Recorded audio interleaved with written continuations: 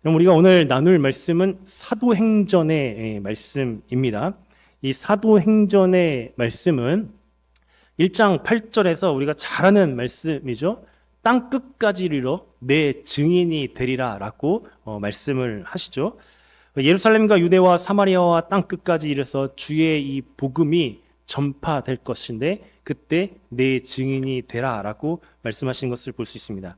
그래서 사도행전의 그 말씀은 무엇이냐면 이 사도행전 1장 8절 말씀이 실제로 이루어지는 그 모습이 사도행전의 말씀입니다. 그래서 예루살렘과 유대와 그리고 사마리아와 땅끝까지 이르러서 이 복음이 전파되고 또 하나님의 역사가 일어나는 말씀이 사도행전의 말씀이에요. 근데 이 사도행전의 이 말씀에서 특별히 우리가 이 복음이 선포되는 그 현장에서 주목해야 될 두 가지가 있습니다. 그게 무엇이냐면 하나님께서 그 복음의 그 현장 가운데 어떻게 은혜를 베푸시고 무슨 역사를 하셨는지 여러분 그것을 보셔야 돼요. 가장 중요한 내용이에요. 사도행전의 쭉 모든 말씀들을 보면서 특별히 복음이 선포되는 그 현장에는 반드시 하나님의 역사가 일어나게 됩니다. 근데 이 하나님의 역사가 어떻게 일어나냐면 복음을 전하는 자와 복음을 듣는 자, 하나님의 은혜가 나타나요. 오늘 이거 살펴볼 겁니다. 듣는 자에게는 어떤 은혜가 있고 전하는 자에게는 어떤 은혜가 있는지 이런 매우 중요한 포인트고요. 또 한 가지는 무엇이냐면은 복음이 전파되는 그 현장을 보면 쉽지가 않아요. 어려움이 있고 핍박이 있고 박해가 있거든요. 이렇게 복음이 전해지는 이 현장이 쉽지 않은데 그럼에도 불구하고 우리가 복음을 전해야 될 이유가 있다는 겁니다. 이 이유를 여러분 발견하셨으면 좋겠습니다. 그래서 날마다 우리가 복음의 능력으로 살아가고 또 복음의 그 능력 안에서 복음 전파를 하면서 살아가는 하나님의 사람으로 살아갔으면 좋겠습니다. 그래서 사도행전 13장 말씀을 여러분 이제 볼 건데 바울과 바나바가 이 비시디아 안디옥에서 이 복음을 전합니다. 이 13장 내용들이 쭉 나오는데 그 복음을 전하는 그 메시지의 내용은 앞부분에 있어요. 16절부터 여러분 41절까지 바울이 이 회당에서 복음을 전하는 내용이 나오는데 여러분 요거는 여러분 잘 한번 나중에 읽어 보시면 좋을 것 같습니다. 그리고 난 다음에 이제 오늘 이어지는 그 말씀은 무엇이냐면 그렇게 복음이 전해졌을 때 어떤 역사들이 일어났고 어떤 이 반응들이 일어났는지를 좀 살펴보려고 합니다. 여러분 특별히 듣는 자와 전하는 자가 있는데 이것들을 한번 잘 생각해 보시면서 이 말씀을 들으시면 좋을 것 같습니다. 우선 여러분 듣는 사람들에 대해서 좀 살펴볼 건데 우리 42절을 한번 볼까요? 42절을 보면 이렇게 돼 있죠. 그들이 나갈새 사람들이 청하되 다음 안식일에도 이 말씀을 하라 하더라라고 되어 있습니다. 이 앞부분의 내용은 무엇이냐면 복음 전파를 했어요. 이 회당에서 이 바울이 이 하나님의 말씀을 강론하고 설명했습니다. 그랬더니 사람들이 그 말씀을 듣고 이렇게 얘기하는 거예요. 다음 안식일에도 이 말씀을 했으면 좋겠다라는 거죠. 이건 복음을 받아들이고 있는 그런 은혜의 반응이라는 것을 볼 수 있죠. 다음 안식일에도 이 말씀을 했으면 좋겠다라고 되어 있습니다. 그래서 43절을 볼까요? 43절을 보니까 회당의 이 모임이 끝난 후에 유대인과 유대교에 입교한 경건한 사람들이 많이 바울과 바나바를 어떻게 했다고 되어 있습니까? 따랐다라고 되어 있습니다. 이 말은 바울이 이 전한 바나바에게 전했던 그 모든 그 율법과 그 말씀을 받아들였다는 뜻이에요. 그렇죠? 받아들여서 그것을 따랐다라고 되어 있죠. 그러니까 분명한 거는 유대인들 가운데에도 유대교에 입교한 그 사람들 가운데서도 여기 보시면 경건한 사람들이 있었다는 거예요. 그렇죠? 하나님이 택했던 이 경건한 사람들은 바울과 바나바가 전한 이 복음의 메시지들을 잘 받아들였다는 거야. 따라왔다라는 거죠. 은혜의 반응입니다. 그 다음을 보여주시면 그래서 두 사도가 뭐라고 얘기하냐면 항상 은혜 가운데 있으라라고 말한다는 거예요. 그렇죠? 하나님의 은혜 가운데 이렇게 말씀을 듣고 복음이 선포되는 것들을 잘 받아들였으니까 계속해서 이 하나님의 은혜 가운데 있으라라고 권면하는 것을 볼 수 있습니다. 너무 좋은 반응이에요. 말씀을 잘 듣고 복음을 받아들였다는 그런 표시입니다. 여러분 44절도 보겠습니다. 그리고 나서 그 다음 안식일에는 어떻게 됐습니까? 온 심이 거의 다 하나님의 말씀을 듣고자 뭐 했다고요? 모여드는 거예요. 여러분 너무 좋지 않습니까? 하나님의 말씀을 듣고 그리고 항상 은혜 가운데 거하라고 권면했는데, 그리고 그 다음 보니까 이제는 다음 안식에는 온 심이 다 하나님의 말씀을 듣고자 하여서 모였다라고 되어 있습니다. 여러분 이 바울이 복음을 전했을 때 참 이런 반응도 있어요. 듣는 자가 은혜의 반응이 나타납니다. 은혜의 반응이 무엇입니까? 하나님의 말씀을 막 듣고자 하는 거예요. 더 듣고자 하고, 그리고 그 말씀을 들으면서 또 은혜 가운데 더 머물게 되는 그런 모습이 있는 것을 볼 수 있습니다. 은혜의 반응입니다. 저는 이 모습 여러분 이렇게 보면서 참 소망합니다. 여러분들의 이 모습이 되었으면 좋겠다라는 생각이 들고요. 우리 교회에 이런 모습이 되었으면 좋겠다라는 생각이 듭니다. 그렇죠? 여러분 하나님의 말씀을 막 더 사랑하고 그 말씀을 듣고자 모이고, 그래서 그 은혜 가운데 항상 거하는 모습, 여러분 하나님이 기뻐하시지 않겠습니까? 여러분 소망이 있으면 좋겠습니다. 여러분 사모했으면 좋겠어요.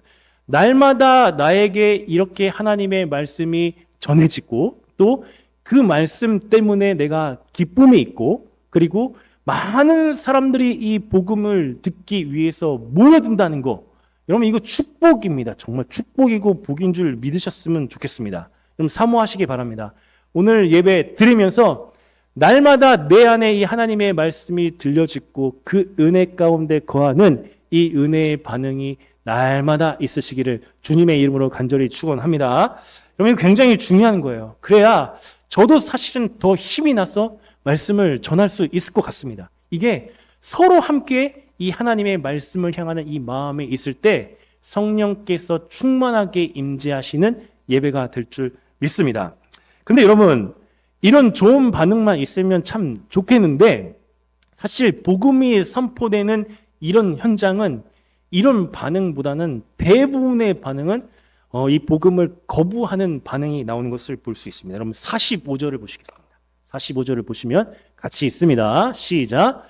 유대인들이 그 무리를 보고 시기가 가득하여 바울이 말한 것을 반박하고 비방하거늘.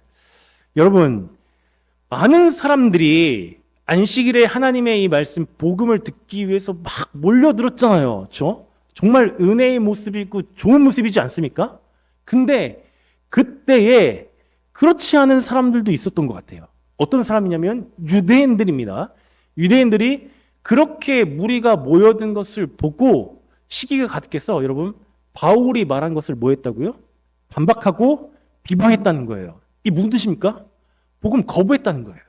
받아들이지 않았다는 거예요. 여러분 이런 모습들은 복음이 선포되는 전도해 보시면 다 알죠?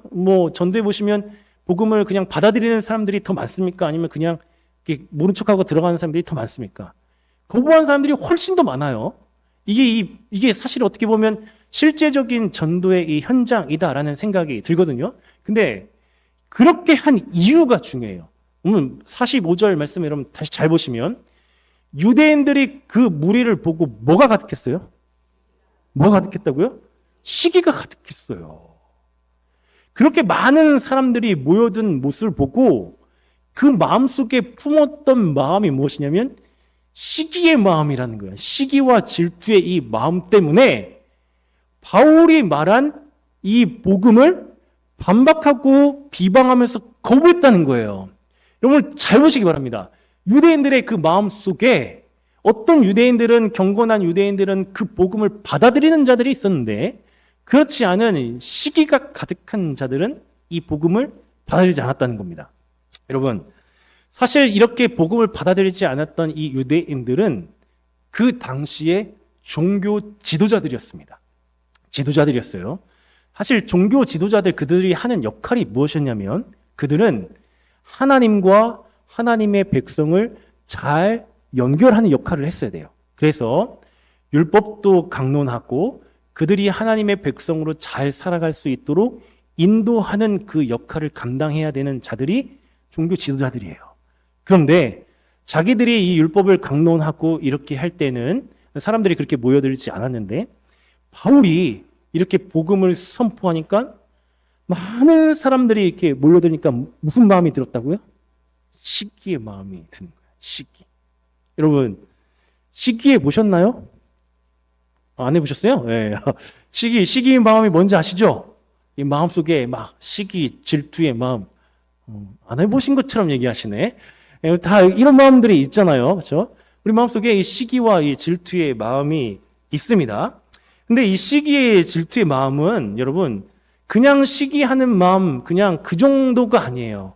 사실은 이 영어 성경을 보면 이런 의미로 해석을 합니다. 질투와 부러움 뭐 이렇게 돼 있는데 막 질투하고 부러운 마음들, 특히 여자분들이 시기하고 질투하면 여러분 조심해야 됩니다. 굉장히 무서운 일이 일어나요.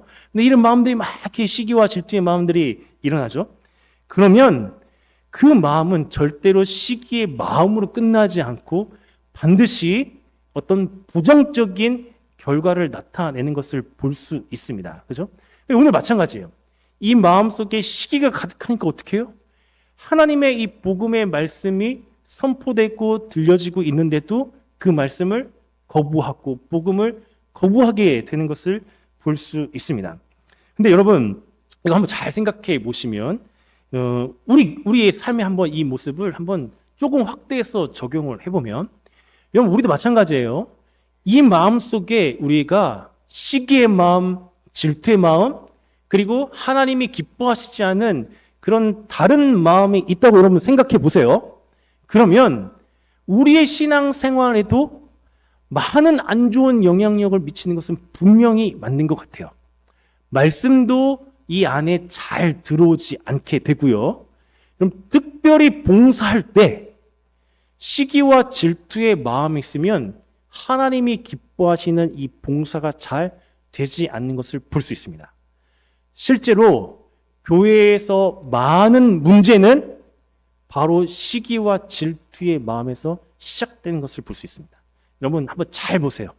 겉으로는 이렇게 돼 있지만 속 안에 진짜 마음들 막 보면 이 안에 시기와 질투의 마음이 있습니다. 그죠? 여러분 시기의 질투의 마음 왜 생길까요? 비교하기 때문에 생기는 거예요. 그죠? 하나님이 나에게 주신 그 은혜들이 있으면 그대로 가지고 살아가고 감사하면서 살아가면 되는데 우리가 그게 안 돼요. 자꾸 비교하죠. 그러면 이 마음속에 무슨 마음이 드냐면 이런 시기와 질투의 마음이 드는 거예요. 전 진짜 안타까운 거는 심지어는 복음이 선포되고 복음의 능력이 나타나는 그 현장 속에서도 마음이 시기와 질투의 마음이 생기니까 복음을 받아들이지 못한다는 겁니다.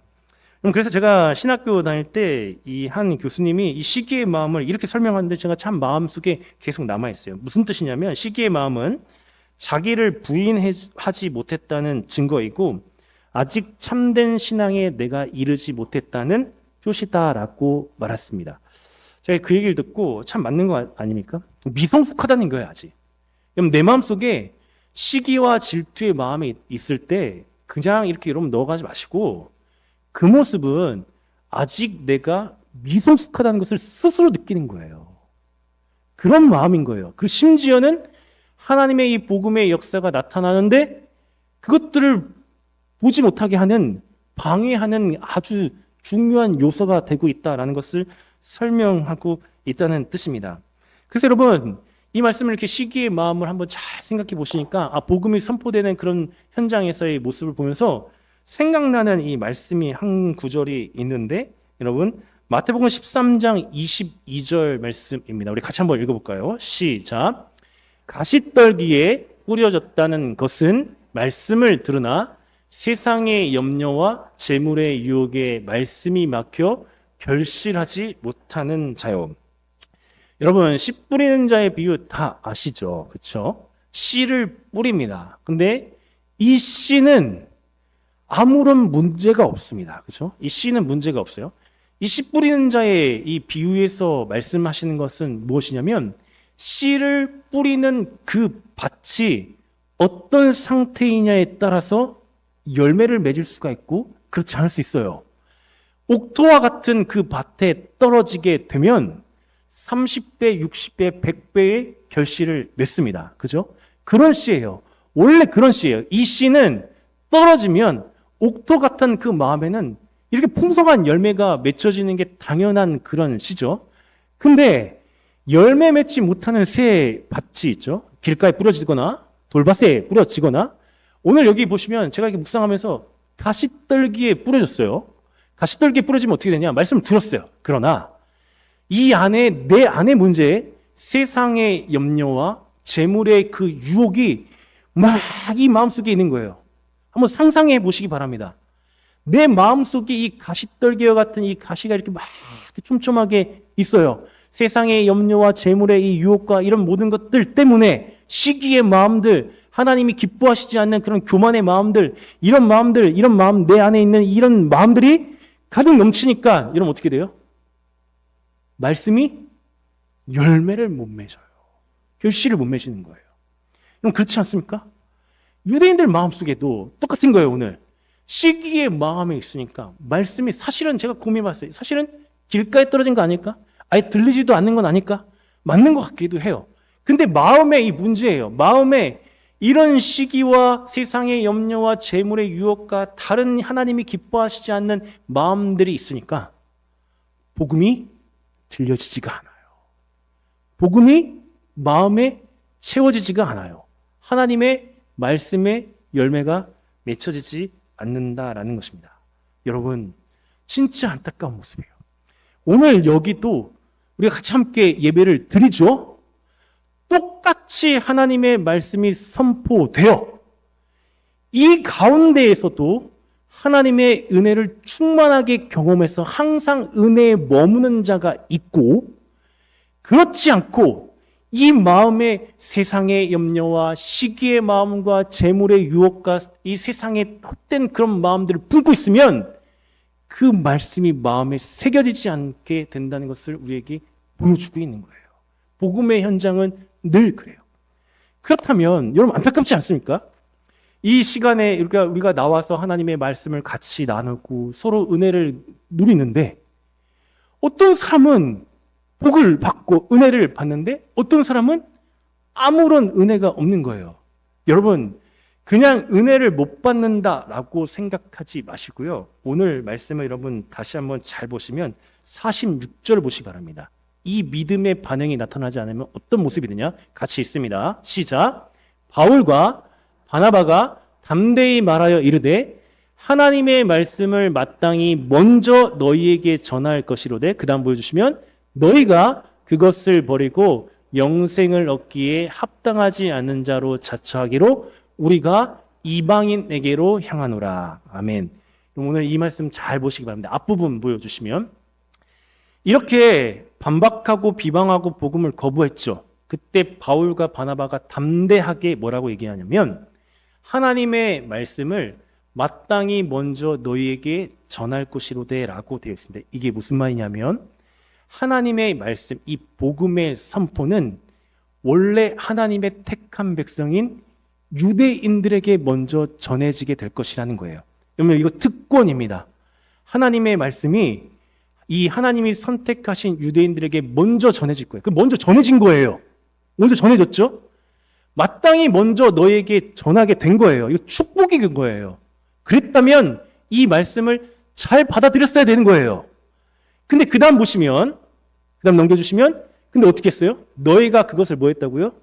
버렸어요. 말씀을 버렸어요. 듣지 않았어요. 그리고 영생 얻기에 합당하지 않는 자를 어때요? 스스로 자처했어요. 그 다음이 중요합니다. 이러면 이렇게 했더니 결과가 무엇이냐면 우리가 누구에게로 갑니까? 이방인에게로 향한다는 거예요. 여러분 잘 묵상하셔야 됩니다. 하나님이 바울을 이방인의 사도로 부르셔서 이방인들에게 복음을 전하게 하신 거 맞거든요. 그러기 위해서 바울을 택하시고 이방인의 사도로 불렀어요. 근데 이 말씀을 잘 보시면 원래는 먼저 유대인에게 복음을 전했는데 그들이 이 복음을 버리고 스스로 영생을 얻기에 합당하지 않은 자로 자처하니까 이 복음이 누구에게 갔다고요? 이방인에게로 간 거예요. 이방인에게로 간 거예요. 흘러간 거예요. 잘 생각하셔야 돼요. 원래 유대인들이 받을 그 먼저 전해진 이 복이, 그 복이 이방인에게로 흘러갔다는 거예요. 물론 여러분 이렇게 흘러가게 돼가지고 오늘 우리가 이방인인 우리가 예수님 믿게 돼가지고 이건 좋은 점도 있어요. 하지만 유대인들에게 입장에서는 그들에게 먼저 복음이 선포되고 그들이 하나님의 백성으로서 영생을 얻고 그렇게 살아가야 되는 복을 얻어야 되는데 그들이 버리고 합당하지 않은 자로 자처하니까 여러분 이 복음이 이방인을 향하게 가게 된다는 겁니다. 그렇다면 여러분 이 말씀을 그대로 우리에게 잘 한번 적용해 보시면 여러분 잘 보세요. 우리가 하나님의 말씀을 들을 때 어떤 사람들은 은혜의 반응으로 그 말씀을 잘 듣습니다. 그래서 하나님의 은혜 가운데 늘 살아가요. 근데 어떤 사람은 하나님의 말씀을 듣고 복음이 선포되는데 그것을 마음속에 있는 이런 복잡한 자기의 그 마음 때문에 듣지 않았어요. 그러면은 그 은혜가 누구에게 간다고요? 다른 사람에게 가는 거예요. 다른 사람에게 가는 거예요. 그럼 다른 사람에게 은혜를 양보하시는 거죠? 그럼 좋은 거죠? 하나님의 은혜는 어떻게 해야 돼요? 내가 누릴 수 있도록 해야 되는 거 아니에요? 근데 나보다도 저 사람 많이 은혜 받으시면 됩니다. 그럼 양보하실 겁니까? 똑같은 거예요.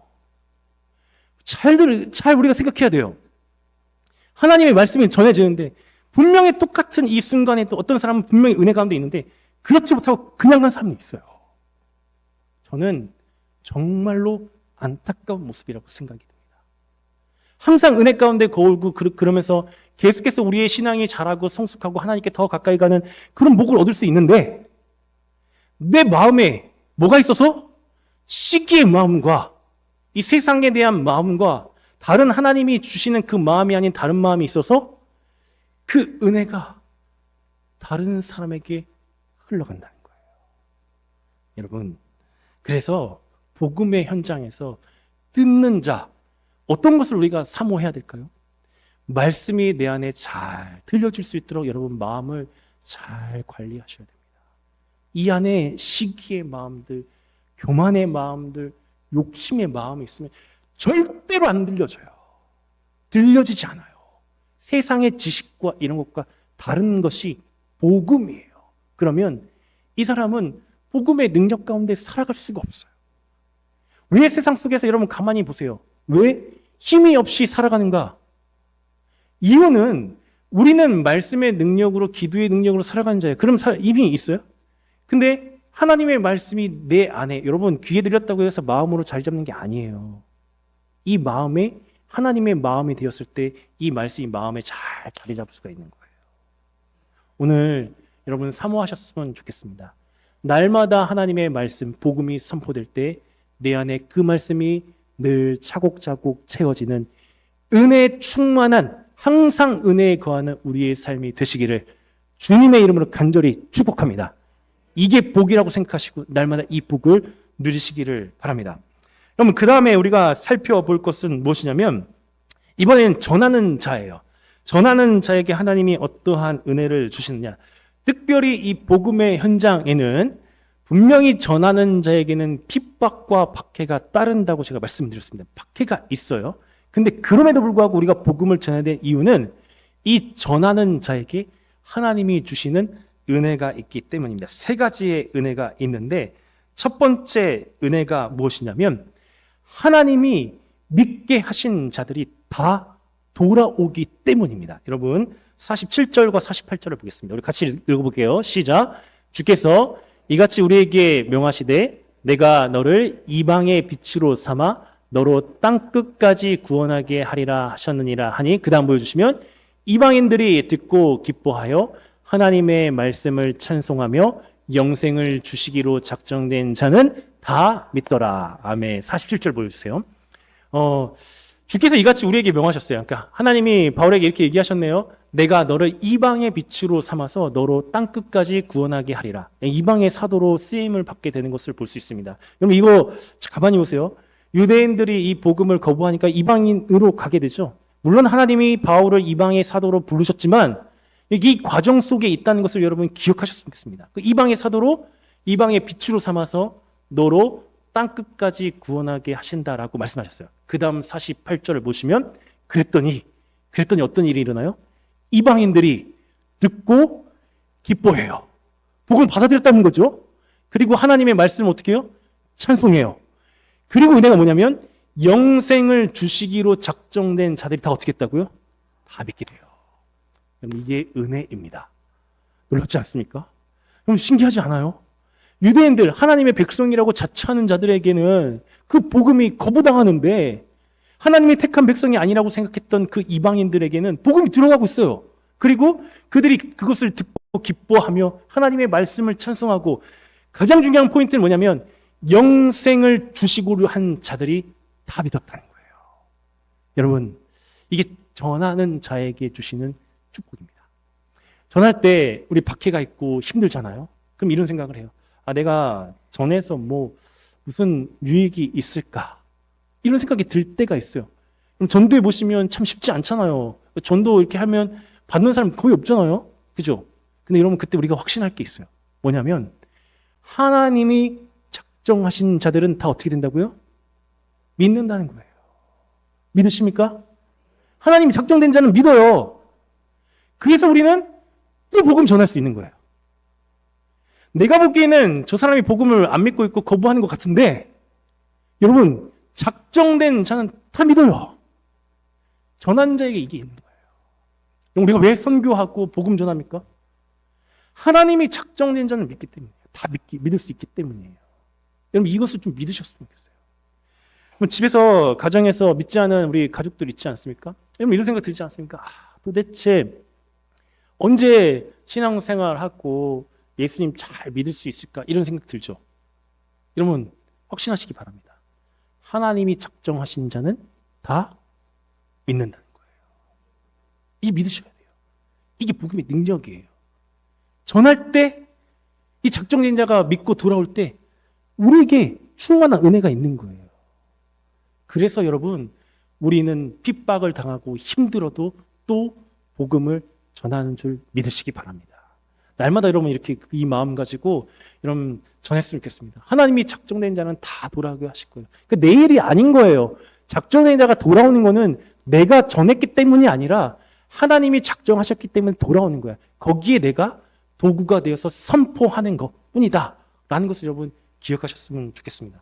두 번째는 무엇이냐면 49절 말씀입니다. 우리 같이 읽어보겠습니다. 시작. 주의 말씀이 그 지방에 두루 퍼지니라. 아멘.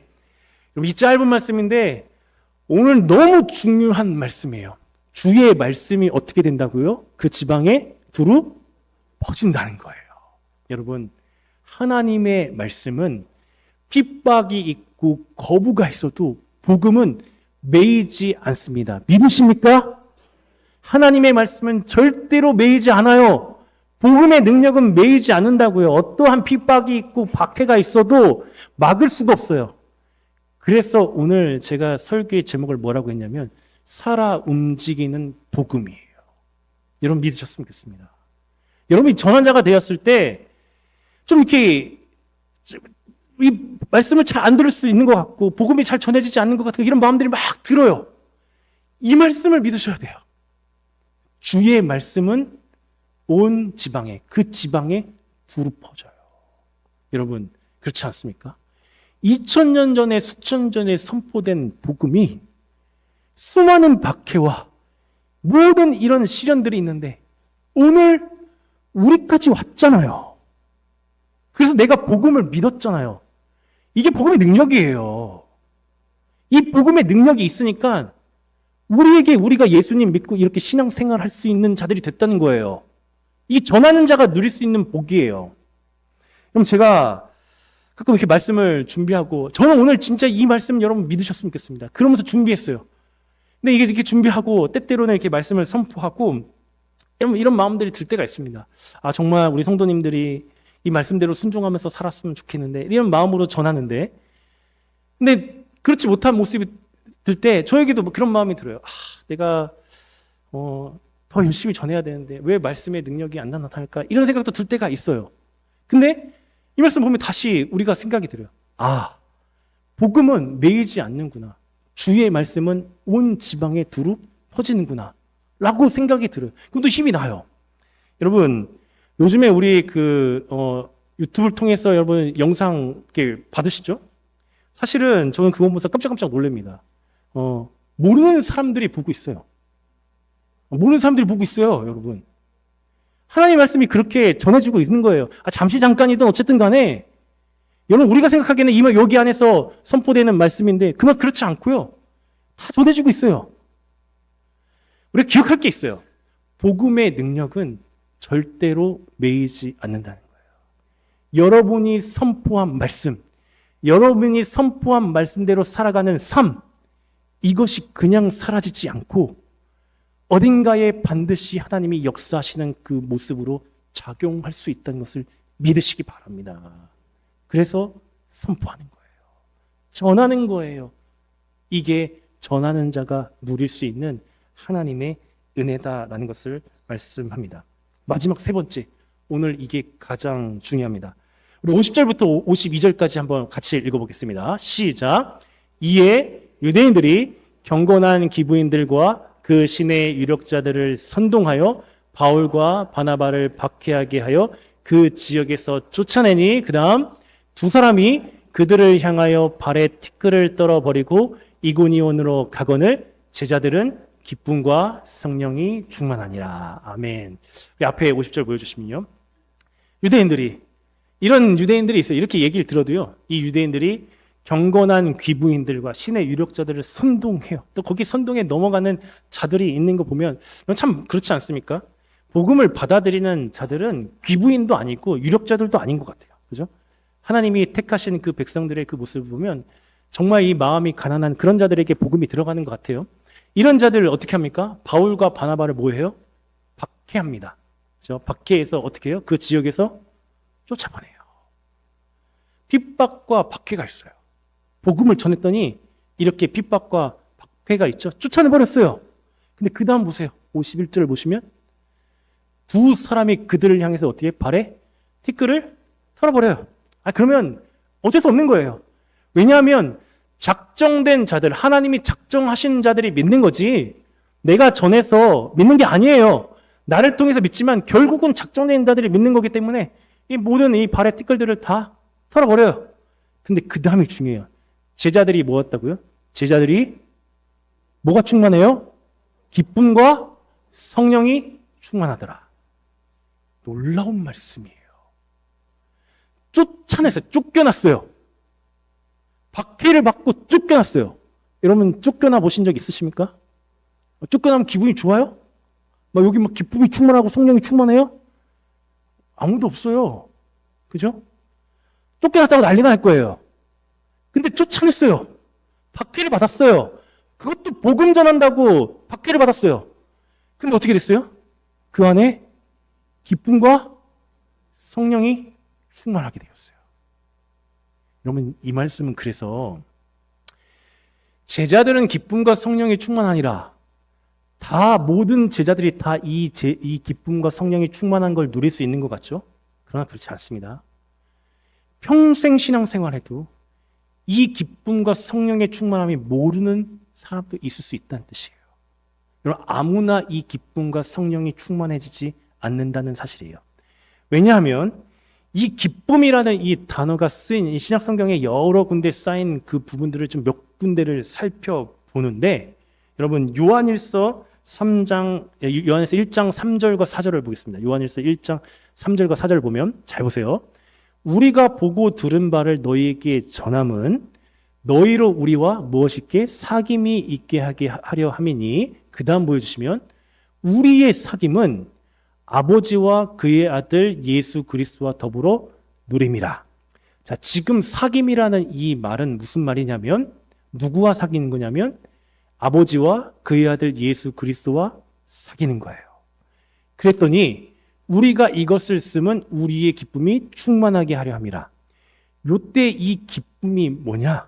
그냥 기쁨이 아니라 아버지와 예수님과 더불어 교제할 때 주어지는 기쁨이에요. 그런 단어예요. 그냥 우리가 세상에 있는 것들을 막 얻었다고 해서 기쁜 게 아니라 예수님과 깊이 사귀고 그 안에서 교제했을 때 누리는 기쁨이라는 거예요. 이 기쁨을 제자들이 쫓겨나고 박해를 받는데 이 기쁨이 있었다는 뜻이에요. 그러니까 그냥 기쁨 아니라는 거 아시겠죠? 예수님과 교제하면서 누리는 이 기쁨이에요. 그리고 요한복음 15장 10절에서 12절을 보면 내가 아버지의 계명을 지켜 그의 사랑 안에 거하는 것 같이 너희도 내 계명을 지키면 내 사랑 안에 거하리라. 이 무슨 말이냐면 하나님의 이 계명, 이 주님이 주셨던 이 계명을 지키면 하나님 사랑 안에, 예수님 사랑 안에 거한다는 말씀이에요. 그렇죠?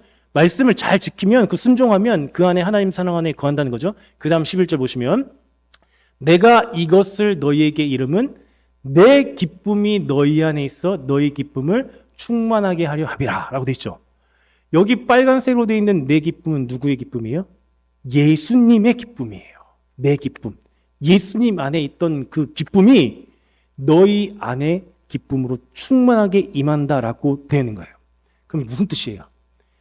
우리가 하나님의 계명을 잘 지켜서 하나님의 사랑 안에 거하면 우리 안에 어떤 기쁨이 있냐면 예수님이 가지고 계셨던 그 진짜 충만한 기쁨이 내 안에 있을 수 있다는 뜻이에요. 그럼 기쁘지 않겠어요? 세상이 주신 그 기쁨과 다른 기쁨이지 않겠어요? 그 다음 12절 보시면 근데 내 계명이 뭐냐면 내가 너희를 사랑한 것 같이 너희도 서로 사랑하라. 무슨 뜻이에요? 하나님의 말씀대로 그 말씀대로 순종하면 사랑 안에 거하는데 그 계명 가운데 서로 사랑하고 이 계명에 순종하면 예수님이 품고 계셨던 그 기쁨이 우리에게 충만하게 기쁨이 있다는 거예요. 바로 사도행전 오늘 이 13장 52절 다시 돌아오시면 제자들이 기쁨과 성령으로 충만했다는 것은 이 기쁨이라는 거예요. 박해를 당하고 버림당하고 쫓겨나고 이렇게 핍박을 당하는데 그렇게 쫓겨나서 가는데 예수님이 품었던 이 기쁨이 있고 그리고 예수님과 깊이 사귀면서 나올 수 있는 그 교제하면서 나오는 이 기쁨이 있어서 성령으로 충만해져서 갔다는 거예요. 저는 이것을 묵상하면서 여러분이 이 기쁨을 누리면서 이 성령의 충만함을 누리면서 살아가길 정말 주님의 이름을 간절히 축복합니다. 너무 그랬으면 좋겠어요. 성령 충만이 다른 게 아니에요. 박해가 있고 힘들고 있는데 이 안에 예수님이 주시는 이 기쁨이 있어서 성령을 충만한 거예요. 그러니까 두렵지가 않은 거예요. 어디를 가든지 간에 복음을 전파할 수 있고 복음의 능력으로 살아가는 거예요. 이게 진짜 기쁨인 거예요. 세상이 주는 잠시 잠깐의 기쁨 이렇게 되지 않아요. 그러니까 여러분 이게 진짜 중요한 내용이에요. 제자들은 기쁨과 성령이 충만하니라. 우리가 많이 보는 이 기쁨이죠? 이 말씀이죠? 근데 평생을 신앙생활해도 이 기쁨을 한 번도 이 구절의 이 기쁨을 누리지 못하고 신앙생활 하는 사람도 있어요. 이 기쁨이 뭔지도 모르고 살아가는 거예요. 왠지 아십니까? 이 기쁨은 복음을 전한 자만, 그래서 전했을 때 핍박을 받은 자만 누릴 수 있는 복이기 때문이에요. 여러분, 안전하잖아요? 암만 성경에 이렇게 제자들은 기쁨과 성령이 충만하니라고 돼 있어도 이게 기쁨이 뭔지 모른다고요. 복음을 거부하고 살아가는 거예요. 은혜 안에 거하는 게 아니란 뜻이에요. 그럼 우리가 신앙생활을 합니다. 매주 나와서 이렇게 예배 드리고 하나님 말씀을 듣고 이렇게 살아가요. 그럼 이런 뭐 때문에 신앙생활 하십니까? 이 기쁨과 성령의 충만함을 위해서 신앙생활 하시는 거 아닙니까? 그러기 위해서 구별됐고 그러기 위해서 내 시간을 내고 하나님 섬기고 예배드리고 봉사하고 찬양하고 이렇게 하는 거 아니에요? 이거 없으면 말짱 꽝이에요, 꽝. 뭘 이 귀한 시간에 여기 나와서 이렇게 예배드리고 찬양합니까? 세상에 있는 것들 탐하면서 살아가면 세상에 있는 것들 얻으려고 여러분 하시면 되지. 진짜 우리가 중요한 게 뭐냐면 제자들은 기쁨과 성령이 충만하니라. 그냥 있는 말씀이 아니라는 것을 여러분 믿으시기 바랍니다. 하나님의 사람이고 복음을 정말로 받아들이고 이 복음 안에서 살기를 순종하고 예수님과 깊이 연합하고 그 교제 안에서 살아가는 자들만이 누릴 수 있는 복이에요. 저는 여러분이 이 은혜를 누리면서 살아갔으면 좋겠습니다. 여러분 이 은혜가 있잖아요. 이 기쁨과 성령의 충만함이 있잖아요. 여러분 세상이 뭐라고 해도 아무렇지도 않아요. 넘어지지도 않아요. 기쁨이 있어요. 외롭지 않아요. 그게 우리의 모습이다라는 것을 오늘 가르쳐 주는 겁니다. 말씀을 정리합니다. 복음을 전하는 그것은 쉽지 않습니다. 그러나 지금도 하나님 복음을 통해서 작정된 자들이 하나님 앞에 돌아오는 것, 그 귀한 역사를 이루고 계시는 줄 여러분 믿으시기 바랍니다. 그래서 소망했으면 좋겠습니다.